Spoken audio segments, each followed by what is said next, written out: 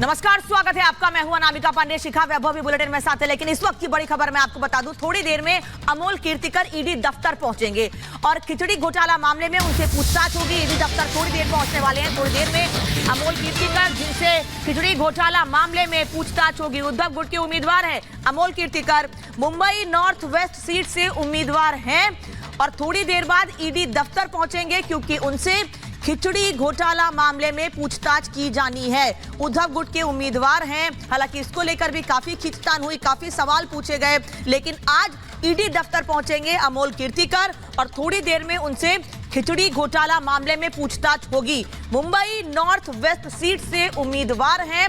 इस सीट को लेकर काफी घमासान मचा।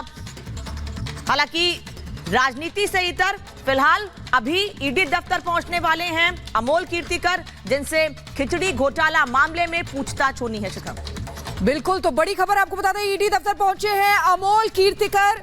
खिचड़ी घोटाला जिसमें अमोल से पूछताछ होनी है। देखिए, घोटालेबाजों की खैर नहीं है क्योंकि एक के बाद एक कई घोटालेबाजों पर ईडी का प्रहार हुआ है। अब बारी अमोल कीर्तिकर की, जिनसे खिचड़ी घोटाले में पूछताछ होनी है।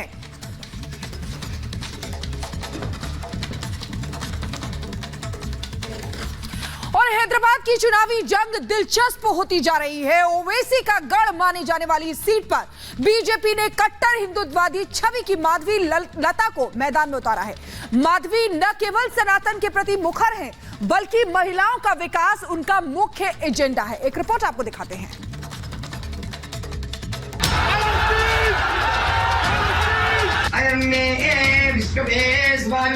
ओवैसी को गढ़ में मिली चुनौती।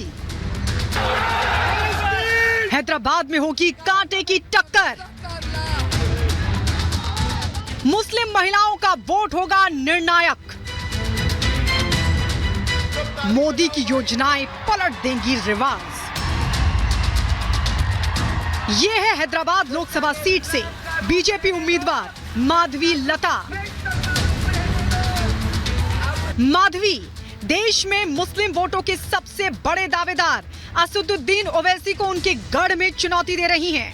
हैदराबाद सीट पर माधवी पिछले कई साल से तैयारी कर रही हैं। माधवी की ताकत है महिलाओं के बीच उनकी पकड़ और प्रधानमंत्री नरेंद्र मोदी की लोक कल्याण योजनाएं। हिंदुत्ववादी वो है जो लोगों की पीड़ा को ना जात का नाम ना मत का नाम देते हुए उनके लिए ठहरते हैं, जो मोदी बाई है। मैंने इसके पहले भी कई बार कह चुकी हूँ कि जब इंस्टेंट ट्रिपल तलाक लाए वो, तो बताई तो सही कौन से सिर्फ एकमात्र जो कट्टर हिंदूवादी का नाम लेकर कहते हैं, तो हिंदुत्व क्या ये नहीं कहिए कि औरत का इज्जत करना?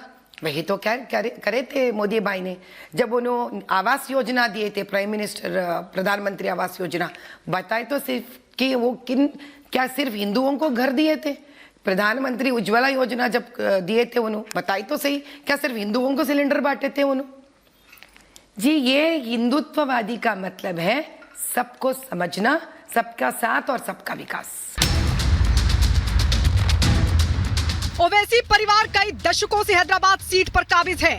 ओवैसी के पहले उनके पिता भी यहां से सांसद रह चुके हैं। माधवी लता का दावा है कि ओवैसी जन समर्थन से नहीं बल्कि फर्जी वोटिंग की मदद से चुनाव जीतते हैं। उनके कार्यकर्ताओं ने फर्जी वोटिंग रोकने के लिए कमर कस ली है। इसीलिए इस बार ओवैसी जीतेंगे नहीं बल्कि 1.5 लाख वोटों से चुनाव हारेंगे।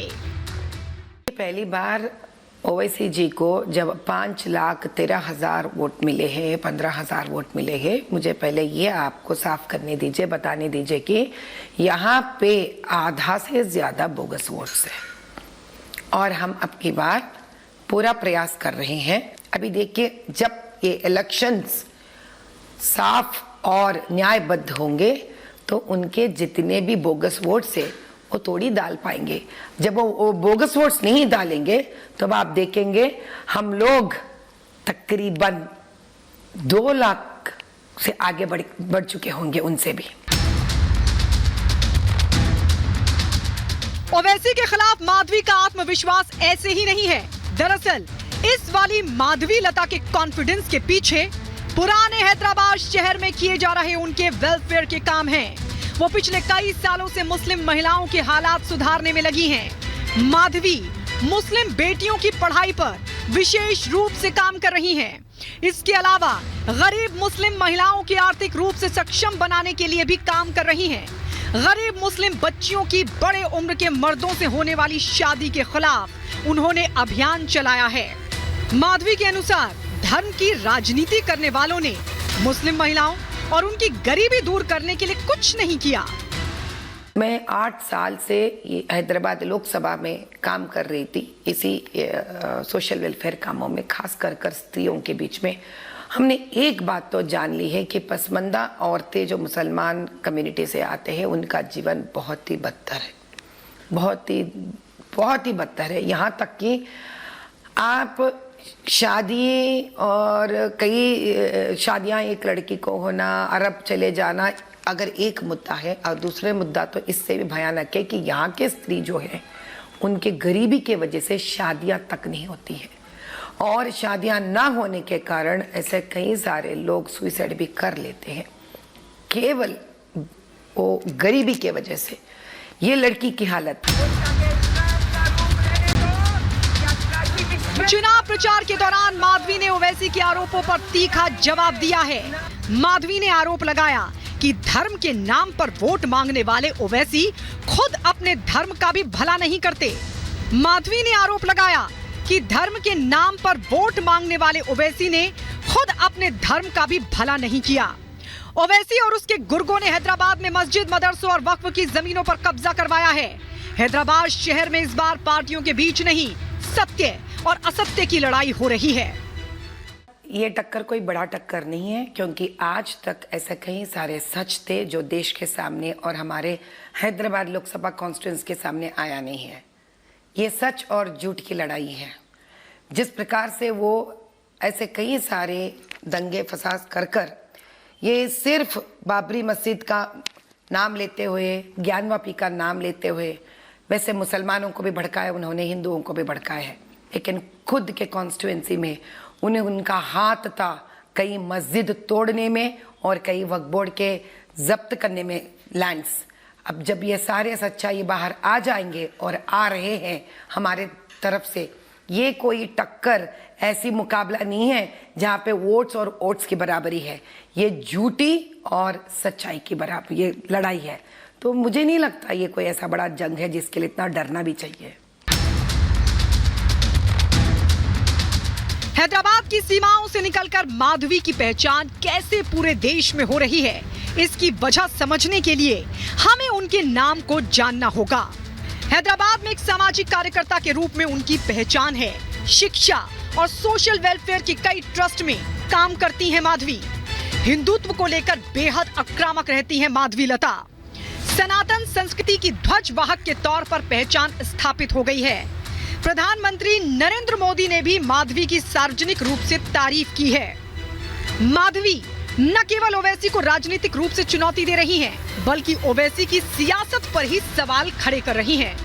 माधवी का दावा है कि ओवैसी ने हमेशा बांटने की राजनीति की है, जिसे अब जनता ने नकारने का मन बना लिया है। अकबरुद्दीन इसके पहले कहे थे कि हम तो सिर्फ जितने भी कम करोड़ समझ रहे लोग हम हैं, आप 15 मिनट दे दीजिए और 15 मिनट में हम सारे हिंदू जितने भी हैं, हम मुसलमान बस है खत्म करने के लिए। तो इस प्रकार के बातें बुज़दिल लोग करते हैं साहब। आप भी तो बताइए, ये डेमोक्रेसी है, यहाँ कोई ऐसे बात कर सकता है? सिर्फ 2 ही लोग कर सकते हैं, जो अगर मुसलमान है तो पूर्ण तरह से इस्लाम को नहीं समझते हैं तब भी इस प्रकार बात करते हैं, या वो जो बुज़दिल से सिर्फ चिल्ला चिल्ला कर इसको मारेंगे उसको मारेंगे कहते हैं, वही बोल सकते हैं। सच्चा नेता लोगों को जोड़ने की बात करते हैं, लोगों को साथ लेकर जाने की बात करते हैं। हैदराबाद शहर AIMIM का गढ़ माना जाता है। इसी शहर पर राजनीतिक रूप से इसी पार्टी का सिक्का चलता है। अल्पसंख्यक बहुल इलाकों में ओवैसी के विधायक और निगम पार्षद चुने जाते हैं, लेकिन इस बार बीजेपी ने भी इस किले को ढहाने के लिए माधवी लता के रूप में अपना तुरुक्का इक्का चल दिया है। Bureau report, Republic Bharat.